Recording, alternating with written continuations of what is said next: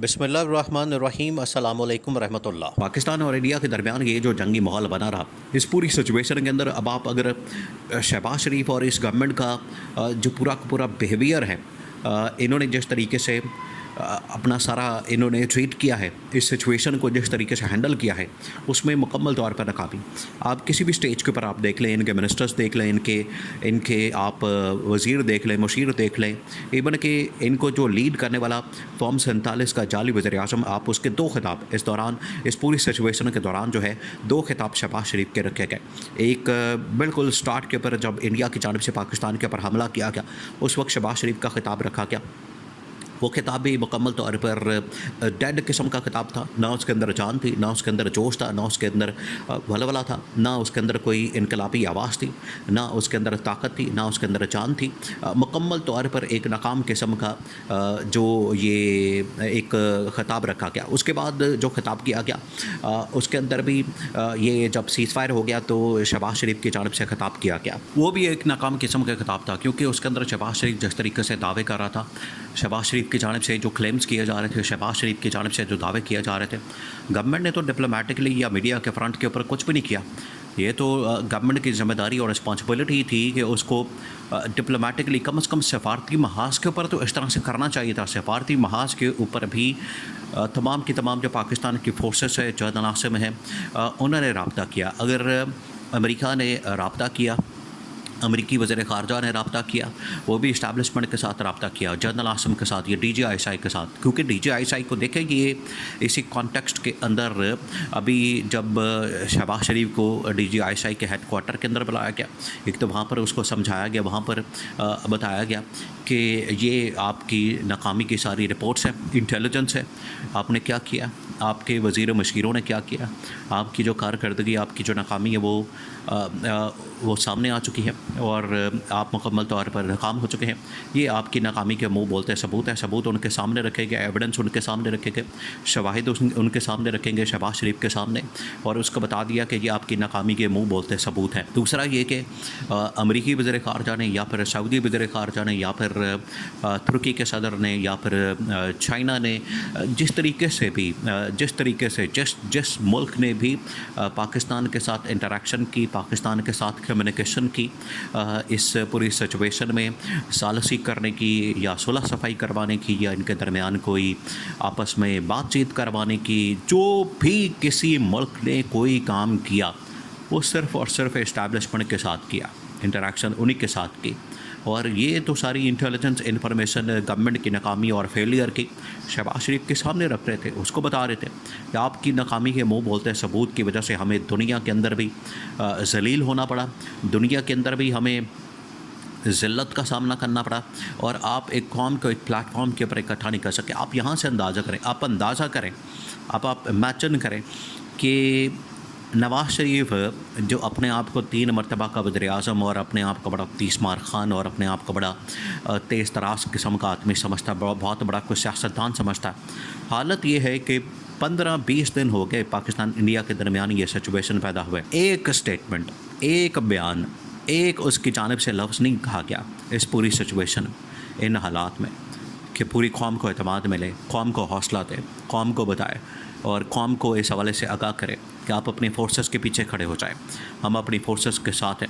जब जंग ख़त्म हो गई, उसके बाद नवाज़ शरीफ को होश आया, नवाज़ शरीफ को उठाया गया कि जंग ख़त्म हो गई, तुम भी उड़ जाओ और कोई बात कर दो, कोई स्टेटमेंट दे दो। उस वक्त उसने स्टेटमेंट दी, वो भी ना मोदी के ख़िलाफ़, ना भारत के ख़िलाफ़, ना इंडिया के ख़िलाफ़, ना उनके फ़ौज के ख़िलाफ़, ना पाकिस्तान के हक़ में, ना यहाँ पर पाकिस्तान की फ़ौज के हक़ में, ना जनरल आसिम के हक़ में। यानी ऐसी होम्योपैथिक किस्म की उसने स्टेटमेंट दी, ऐसा होम्योपैथिक किस्म का उसने बयान दिया जिसका न सर न पैर, न सिर न मुँह। ये किस किस्म का बयान उसने दिया, और इसी किस्म के हालात शहबाज शरीफ के थे। वो आज भी उसके अंदर ऐसी ही बातें कर रहा था, हमने ये कर दिया है, हमने वो कर दिया है। आपने कुछ भी नहीं किया, यही सबसे बड़ा प्रॉब्लम और ये सबसे बड़ा मसला इस वक्त ये मुल्क के लिए बन चुका है। ये गवर्नमेंट जो है वो मुल्क के लिए ख़तरा बन चुकी है। ये गवर्नमेंट जो है मुल्क के लिए एक बहुत बड़ा वबाल जान बन चुकी है और ये गवर्नमेंट जो है इस सर्वाइवल के लिए बहुत बड़ा मसला है पाकिस्तान के लिए। अब ये पाकिस्तान और ये गवर्नमेंट साथ साथ नहीं चल सकते, क्योंकि इन्होंने जिस तरीके से पूरी दुनिया के अंदर पाकिस्तान को जलील करवाया डिप्लोमेटिक फ्रंट के ऊपर, मीडिया के महाज के ऊपर, तो कम अज़ कम इनको डील करना चाहिए था। आप ये देखें कि इंडिया का मीडिया वहाँ पर जितने उनके इंस्टॉल किए हुए लोग थे वो सारे के सारे बात करते थे, इंटरेक्शन करते थे।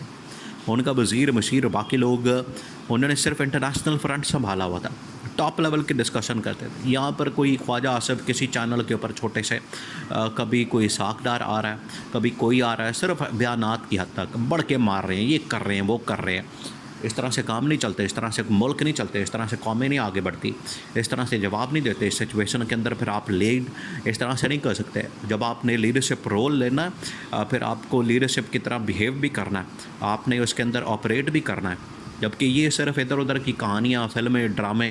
ख्वाजा आसिफ कहता है देखें वो मुझे तो पता ही नहीं है हुआ क्या, ये तो सारी टेक्निकल चीज़ें हैं, मैं तो सिर्फ ऊपर ऊपर की बात कर सकता हूँ, मैं तो सिर्फ ऊपर के बयानात दे सकता हूँ, मुझे टेक्निकल चीज़ों का नहीं पता। तो आप डिफेंस मिनिस्टर छनकना बजाने के लिए वहाँ पर बैठे हुए हैं।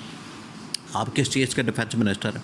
आपको किस लिए भर्ती किया गया? आप वहाँ पर छनकना बजाने बैठे हुए हैं। आपने फिर करना क्या वहाँ पर बैठ के, जब आपको चीज़ों का पता ही नहीं है? फिर आप डिफेंस की चीज़ों को नहीं जानते, फिर आप डिफेंस मिनिस्टर क्यों बने? फिर आप काउंसलर बन जाए मोहल्ले के अंदर, कोई आप नान छोले लगा लें, आप दही भल्ले लगा लें, आप नान पकौड़े लगा लें, आप फिर इतनी बड़ी टॉप पोस्ट के ऊपर आप क्यों बैठे हैं? ये इनकी हालत है। तो ये सारी चीज़ें जो है इंटेलिजेंस की इन्फॉर्मेशन इसके सामने रखी कि आपके ये करतूत और कारनामे हैं। और इन्होंने बताया कि इमरान खान के साथ जो मुलाकात हुई उसका जो पैगाम है वो आज पूरी पाकिस्तान के अंदर, क्या दुनिया के अंदर वो गूंज रहा। इमरान खान की स्टेटमेंट को, इमरान खान के बयान को, इमरान खान की जो बात है उसको कोट किया जा रहा है पूरी दुनिया के अंदर कि इमरान खान की बात ये है, उसने इंडिया को ये जवाब दिया, उसने मोदी को ये जवाब दिया। तो यहाँ से इस तरह से तो कोट किया जाता है। तो ये असल हकीकत और असल जो इनकी चेहरा है वो मैंने कहा किया क्या, और ये इनका असल चेहरा, जिसकी वजह से ये पूरी कौम ऐसे तो नहीं इनको रिजेक्ट करके बैठी हुई। जो 8 फरवरी 2024 को इनको रिजेक्ट किया गया वो उसके पीछे आवाम को भी गुस्सा है। आज भी इस सिचुएशन के अंदर आवाम को इनके ऊपर कोई ऐसा फ़ख्र नहीं है। अपनी फोर्सेस के ऊपर फ़ख्र है, अपनी एयर फोर्स के ऊपर, नेवी के ऊपर, फ़ौज के ऊपर, आर्मी के ऊपर, इनके ऊपर फ़ख्र है। ये गवर्नमेंट ने तो कुछ किया ही नहीं इस पूरी सिचुएशन में। वो तो कहीं नज़र नहीं आया, ना किसी को बात करनी आ रही, ना समझ आ रही, ना पता लग रहा, ना कोई डिप्लोमेसी कर पा रहा है, ना किसी तरीके से बात कर पा रहा है। कोई किसी को समझ नहीं आ रही, आपस में एक दूसरे के बस टकरे मार रहे, शक्लें देख रहे, मुंह देख रहे, मुंह पर 12 बजे हुए, बॉडी लैंग्वेज डेड होती है, बिल्कुल ज़ीरो किस्म की। इन हालात के अंदर लीडरशिप चाहिए होती है, क्योंकि इमरान खान था, इमरान खान के दौर में इस तरह का वाक़या हुआ। इमरान खान ने कंट्रोल करके रखा, पूरी दुनिया को लीड करके रखा, फ्रंट से लीड किया, और यहाँ पर इसका कोई पता ही नहीं, अता पता नहीं, किसी को कुछ समझ ही नहीं आ रही। तो ये फेलियर पूरी सिचुएशन में साबित हुआ।